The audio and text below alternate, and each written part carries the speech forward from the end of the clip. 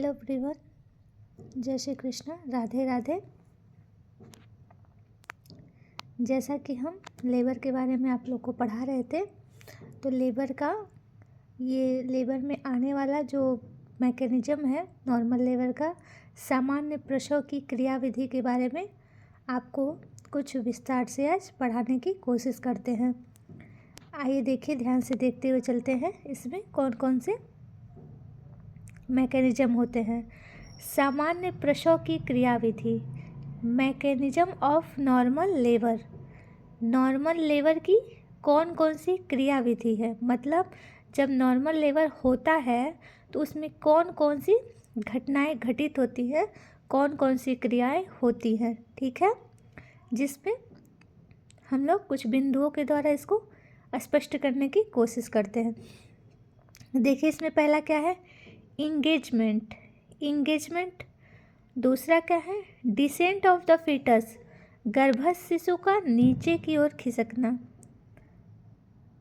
तीसरा क्या है, फ्लेक्शन ऑफ द हेड, सिर का मुड़ना। चौथा क्या है, इंटरनल रोटेशन, आंतरिक गर्भवर्तन। पांचवा क्या है, क्राउनिंग। छठा है एक्सटेंशन। सातवां है रेस्टिट्यूशन, सिर का पुनः पूर्व स्थिति में आना। आठवां का है एक्सटर्नल रोटेशन, बाह्य गर्भवर्तन। नौवां क्या है, धड़ का बाहर आना।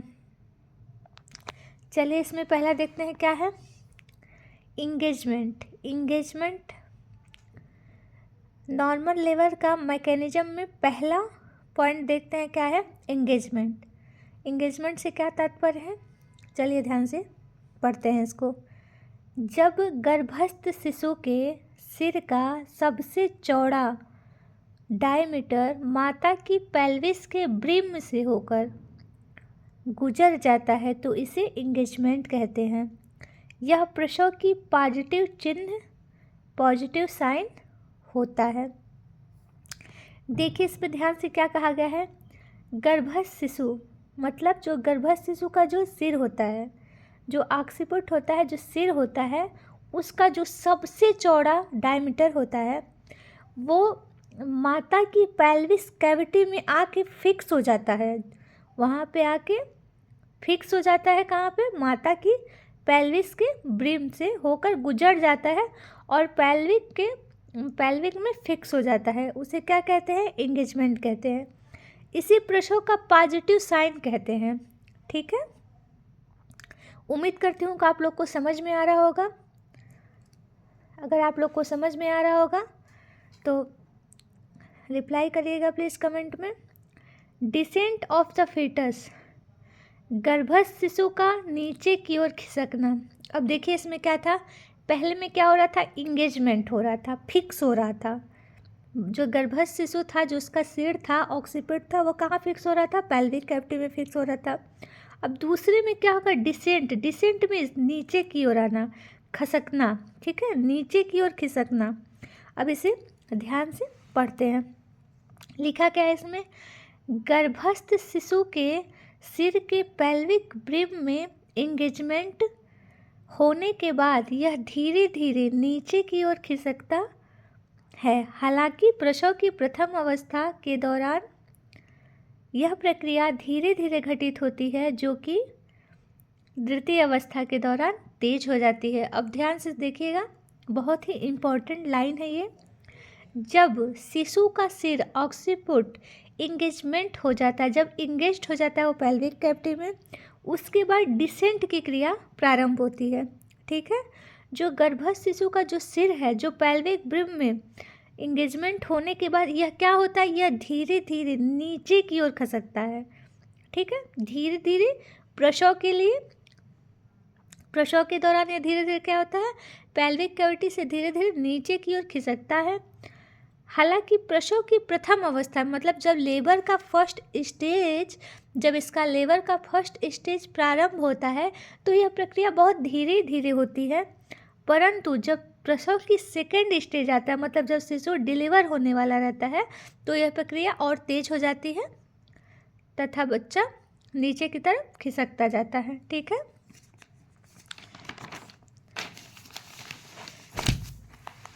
अब देखिएगा तीसरा क्या है। तीसरा है सिर का मुड़ना, फ्लेक्शन ऑफ द हेड। ठीक है, अब तीसरा जो है उसको ध्यान से देखिएगा। पहले में क्या हो रहा था, एंगेजमेंट हो रहा था, दूसरे में डिसेंट हो रहा था। अब पहले बच्चा फिक्स हो रहा था, फिर नीचे की ओर खसक रहा था। अब क्या होगा, उसका सिर मुड़ेगा। हाँ, अब इसको ध्यान से देखते हैं। गर्भस्थ शिशु के सिर की पेल्विस में नीचे की ओर लगातार गति के लिए इसका मुड़ना आवश्यक होता है।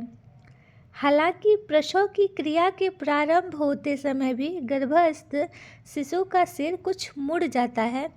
जब पेल्विस से होकर निकलते समय इसके नीचे की ओर होने वाली गति में कोई अवरोध उत्पन्न होता है तो यह और अधिक मुड़ जाता है, फ्लैक्स हो जाता है। कहने का तात्पर्य क्या है कि जब गर्भस्थ शिशु के जो सिर की पेल्विस में नीचे की ओर लगातार गति के लिए इसका मुड़ना आवश्यक है। जब बच्चा डिसेंट हो रहा है, नीचे खसक रहा है, तो जब वो नीचे खसक रहा है तो अगर वो सीधे आएगा तो दिक्कत होगी। इसलिए जब गर्भस्थ शिशु डिसेंट हो रहा है नीचे की ओर, पेल्विस से नीचे की ओर खिसक रहा है प्रसव के लिए, तो सिर का मुड़ना बहुत ही आवश्यक होता है। यह प्रक्रिया प्रारंभ होते समय भी गर्भस्थ शिशु का सिर कुछ मुड़ जाता है। ठीक है, जब यह प्रक्रिया प्रारंभ होती है तो गर्भस्थ शिशु का सिर कुछ मुड़ जाता है। जब पेल्विस से होकर निकलते समय इसके नीचे की ओर होने वाली गति में कोई अवरोध उत्पन्न होता है तो यह और अधिक मुड़ जाता है। कहने का तात्पर्य क्या है कि जब बच्चा डिसेंट हो रहा है, उसके बाद जब उसके हेड का फ्लेक्शन होगा तो वो उसका हेड मुड़ेगा, और जब वो नीचे की तरफ पेल्विस से नीचे की तरफ और खिसकता है तो अगर उस प्रक्रिया में कोई अवरोध उत्पन्न होता है तो यह और अधिक मुड़ जाता है। ठीक है, अब चौथा पॉइंट क्या है, आंतरिक गर्भवर्तन, इंटरनल रोटेशन। आंतरिक गर्भवर्तन में क्या आता है, इंटरनल रोटेशन, मतलब अंदर की तरफ रोटेट होना, अंदर ही अंदर घूमना। इस हलचल के द्वारा गर्भस्थ शिशु के सिर का ऑक्सीपिट अपनी वास्तविक स्थिति से सिम्फेसिस प्यूबिस की ओर धीरे धीरे घूमता है। यह एक बहुत ही महत्वपूर्ण हलचल होती है जिसके बिना गर्भस्थ शिशु के सिर का नीचे की ओर खिसकना संभव नहीं है। आंतरिक रोटेशन, ठीक है, इंटरनल रोटेशन। जब यह प्रक्रिया प्रारंभ होती है तो जो शिशु का ऑक्सीपिट है, जो अपने वास्तविक स्थिति में होता है, वो सिम्फेसिस प्यूबिस की ओर धीरे धीरे घूमता है, और यह एक बहुत ही महत्वपूर्ण हलचल होती है जिसके बिना गर्भस्थ शिशु के सिर का नीचे की ओर खसकना संभव नहीं है। कहने का तात्पर्य क्या है कि जब हेड का फ्लेक्शन होता है, ठीक है, जब शिशु नीचे की ओर खिसकता है और हेड का फ्लेक्शन होता है, अगर वो अंदर की तरफ इंटरनल रोटेशन ना हो, इंटरनल रोटेशन की प्रक्रिया ना हो, तो इस प्रक्रिया में बहुत ही मुश्किल का सामना करना पड़ सकता है। अगर शिशु का ऑक्सीपिट जो अपने वास्तविक स्थिति में है वो सिम्फेसिस प्यूबिस की ओर धीरे धीरे घूमता है, अगर ये हलचल ना हो तो उसके लिए जो शिशु का सिर है, वो जो शिशु का सिर है नीचे की तरफ जो आ रहा है, वो उस प्रक्रिया में बाधा उत्पन्न हो जाती है। ठीक है, और ये बिना इंटरनल रोटेशन के ये प्रक्रिया संभव नहीं है। ठीक है, अब पांचवा क्या है, क्राउनिंग। क्राउनिंग से क्या तात्पर्य है देखते हैं। आंतरिक गर्भवर्तन के बाद गर्भस्थ शिशु का सिर लगातार नीचे की ओर खिसकता रहता है। वह स्थिति जब सिर का अधिकतम डायमीटर बाईपैराइटल डायमीटर बल्बल आउटलेट पर खिंचाव उत्पन्न करता है तथा संकुचन की समाप्ति पर भी वापस की ओर नहीं खिसकता है, क्राउनिंग कहलाता है। क्राउनिंग को ध्यान से समझने की ज़रूरत है। क्या होता है, जब इंटरनल रोटेशन होता है, ठीक है, जब शिशु का अंदर ही अंदर इंटरनल रोटेशन होता है और उसका जब गर्भस्थ शिशु का सिर जो होता है, जो गर्भस्थ शिशु का जो सिर अंदर ही अंदर रोटेट होता रहता है, वो लगातार नीचे की ओर खिसकता रहता है। वह स्थिति जब सिर का अधिकतम डायमीटर बाईपैराइटल डायमीटर वल्लभ आउटलेट पर खिंचाव उत्पन्न करता है। जब वो नीचे की तरफ खिसकेगा, रोटेट होगा, तो जो वल्लभ आउटलेट पर होगा उस पर खिंचाव उत्पन्न होगा तथा संकुचन की समाप्ति पर भी वापस ऊपर की ओर नहीं जाता है, क्राउनिंग होता है। मतलब वहीं पे शिशु का सिर रोटेट होता रहता है। ठीक है। अब एक्सटेंशन क्या है? अब एक्सटेंशन से हम क्या समझते हैं? आंतरिक गर्भवर्तन के बाद, इंटरनल रोटेशन के बाद, जब गर्भस्थ शिशु के सिर के जन्म के लिए एक और हलचल आवश्यक होती है, जिसे एक्सटेंशन कहते हैं। कहने का तात्पर्य क्या है कि जब शिशु का सिर इंटरनल रोटेट हो जाता है, इंटरनल रोटेशन की प्रक्रिया हो जाती है, संपन्न हो जाती है, तो शिशु के डिलीवरी के लिए जो हलचल उत्पन्न होती है उस समय उसे ही एक्सटर्नल क्या कहते हैं? एक्सटेंशन कहते हैं। ठीक है। एक्सटेंशन की प्रक्रिया में दो बलों द्वारा होती है। मतलब जो एक्सटेंशन की जो प्रक्रिया है, इसको भी पूर्ण होने में दो बलों में ही ये पूर्ण होती है। पहला क्या है देखिए, गर्भाशयी संकुचनों द्वारा ऊपर से नीचे की ओर लगाए जाने वाला बल। मतलब जो यूट्रस में कॉन्ट्रैक्शन होता है, वो ऊपर से नीचे की ओर दबाव लगाया जाता है, बल लगता है। ठीक है। एक्सटेंशन की प्रक्रिया में फर्स्ट लाइन ये है, क्लियर हुई। दूसरी लाइन क्या है कि पेल्विक फ्लोर द्वारा नीचे से ऊपर की ओर तथा आगे की ओर लगाए जाने वाला बल। मतलब एक्सटेंशन की प्रक्रिया को पूर्ण करने के लिए दो बलों का होना आवश्यक है। ठीक है। एक कौन सा है? ऊपर से नीचे की ओर लगाया जा रहा है बल, और एक क्या है? पेल्विक फ्लोर का नीचे से ऊपर की ओर लगाया जा रहा है। अब इसमें ध्यान से देखने क्या लिखा है। इनमें से गर्भाशय संकुचनों द्वारा ऊपर से नीचे की ओर लगाए जाने वाले तथा पेल्विक तल द्वारा नीचे से ऊपर की ओर लगाए जाने वाला बल तो एक दूसरे को उदासीन कर देते हैं। ऐसी स्थिति में आगे की ओर लगने वाला बल सिर के एक्सट्रैक्शन में सहायक होता है। जब गर्भाशय संकुचनों द्वारा ऊपर से नीचे की ओर बल लगाया जाता है और पेल्विक तल से नीचे से ऊपर की ओर बल लगाया जाता है, तो क्या होता है? ये दोनों एक दूसरे को उदासीन कर देते हैं। ऐसी स्थिति में आगे की ओर जो लगने वाला बल होता है, ठीक है, सिर की एक्सटेंशन में सहायक होता है। मतलब जिसमें अगर ये ऊपर से नीचे की ओर लगाया जा रहा है और नीचे से ऊपर की लगाया जा रहा है जो बल, उसमें अगर जो आगे की ओर जो बल लगाया जा रहा है वही महत्वपूर्ण होता है। ठीक है। अब क्या है? सिर का पुनः पूर्व स्थिति में आना, रेस्टिट्यूशन। जैसे ही गर्भस्थ शिशु का सिर वल्व आउटलेट से बाहर आ जाता है तो यह लगभग 45 डिग्री के कोण पर घूमता है। यह हलचल आंतरिक गर्भवर्तन मतलब आंतरिक रोटेशन की विपरीत दिशा में होती है। कहने का मतलब क्या है कि जब ये सभी प्रक्रिया पूर्ण हो जाती है इंटरनल रोटेशन का, तो जो पेल्विक में जो बच्चा इंगेज हुआ रहता है, जो नीचे डिसेंट होके आ जाता है, उसका हेड का रोटेशन हो जाता है, इंटरनल रोटेशन हो जाता है, तो जब इस शिशु का सिर 45 डिग्री के कोण पर जब घूम जाता है, क्या होता है इसमें कि जो बच्चे का सिर होता है जो कि डिसेंट हुआ रहता है, जो नीचे हुआ होता है, इंटरनल रोटेशन के बाद क्या होता है, वो 45 डिग्री के कोण पर घूम जाता है और यह हलचल आंतरिक रोटेशन की विपरीत दिशा में होती है। मतलब जो जिस दिशा में ये इंटरनल रोटेशन हो रहा था उसके विपरीत दिशा में फिर शिशु का सिर मुड़ जाता है। कितने डिग्री पर?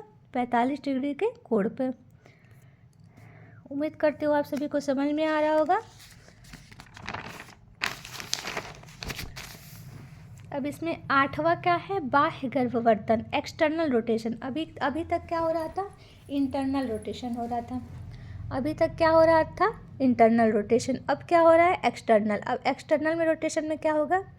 गर्भस्थ शिशु के कंधों के आंतरिक गर्भवर्तन के कारण उसके सिर का बाह्य गर्भवर्तन होता है, ठीक है, जो कि दृश्य होता है। कंधों का आंतरिक गर्भवर्तन लगभग 45 के कोण पर होता है तथा यह उसी दिशा में होता है जिस दिशा में रेस्टिट्यूशन हुआ था। अब इसमें क्या हो रहा है, एक्सटर्नल में क्या हो रहा था, इंटरनल में क्या हो रहा था, इंटरनल जब वो रोटेशन हो रहा था मतलब जब, तो उसमें क्या हो रहा था, ये 45 डिग्री के कोण पे उल्टी दिशा में था। ये क्या होता है, रेस्टिट्यूशन जिस दिशा में हुआ रहता है उसी दिशा में ये गर्भस्थ शिशु का जो कंधा होता है, ठीक है, कंधा जब इंटरनल रोटेट होता है तो उसके सिर का रोटेशन हुआ होता है उसी के दिशा में होता है, और कंधे का आंतरिक रोटेशन जो होता है वो 45 डिग्री के कोण पर होता है, तथा यह उसी दिशा में होता है जिस दिशा में रेस्टिट्यूशन हुआ था। ठीक है, उम्मीद करती हूँ आप सभी को समझ में आ रहा होगा। मैं पूरी कोशिश कर रही हूँ आपको अच्छे से समझाने की, कहीं कोई त्रुटि हो जाए तो उसके लिए क्षमा प्रार्थी हूँ। आगे देखते हैं, 9वां क्या है, धड़ का बाहर आना। ठीक है, अब ये लास्ट है, ये लेबर का मैकेनिज्म जो है ये लास्ट होता है। कंधों के पेल्विक आउटलेट के अग्र पृष्ठ डायमीटर की दिशा में आ जाने के बाद गर्भस्थ शिशु का नीचे की ओर खिसकना जारी रहता है। अग्र कंधा सिम्फेसिस प्यूबिस के नीचे से निकल जाता है। स्पाइन के पार्श्व झुकाव के द्वारा पश्च कंधा पेरिनियम के ऊपर से निकलता है। कंधों के बाहर आ जाने के बाद पार्श्व मुड़ाव द्वारा शेष शरीर भी बाहर आ जाता है। अगली अवस्था में प्लेसेंटा तथा मेम्ब्रेन्स भी पृथक होकर बाहर आ जाती है। मतलब क्या है, जब सभी प्रक्रियाएं, सभी मैकेनिज्म जो होते हैं लेबर के जब पूर्ण हो जाते हैं तो क्या होता है कि जो कंधा होता है, ठीक है, कंधा होता है वो पेल्विक आउटलेट से कि अग्रपश्च डायमीटर की दिशा में आ जाने के बाद जब कंधा सीधा हो जाएगा, जब पेल्विक की तरफ कंधा मुड़ जाएगा, आ जाएगा, तो गर्भस्थ शिशु जो नीचे की ओर जो खिसकना उसका जारी रहता है। जब मतलब बच्चा डिलीवरी के लिए एकदम लेबर के सेकेंड स्टेज में यह कंधा सिम्फेसिस प्यूबिस के नीचे निकल जाता है। ठीक है, और स्पाइन की पार्श्व झुकाव के द्वारा यह पश्च कंधा पेरिनियम से ऊपर निकलता है। कंधों के बाहर आ जाने के बाद पार्श्व मुड़ाव द्वारा शेष शरीर भी बाहर निकल जाता है। जब कंधा बाहर आ जाता है, कंधा जब बाहर आ जाता है तो फिर कंधा मुड़ता है। ठीक है, कंधा जब मुड़ता है फिर शेष शरीर भी बाहर आ जाता है, और सबसे पहले डिलीवरी में क्या होता है, बच्चे का सिर बाहर आता है। अगली अवस्था में जब बच्चे की डिलीवरी हो जाती है, जब पूरा शरीर बाहर आ जाता है, तो उसके बाद क्या होता है, अगली अवस्था में प्लेसेंटा तथा मेम्ब्रेन भी पृथक होकर बाहर आ जाता है। आज के वीडियो में बस इतना ही, हमने लेबर के मैकेनिज्म को पढ़ा दिया है। उम्मीद करती हूँ आप सभी को समझ में आया होगा। इसी के साथ आज इस सेक्शन को यहीं पे पूरा करते हैं। धन्यवाद। राधे राधे। जय श्री कृष्ण।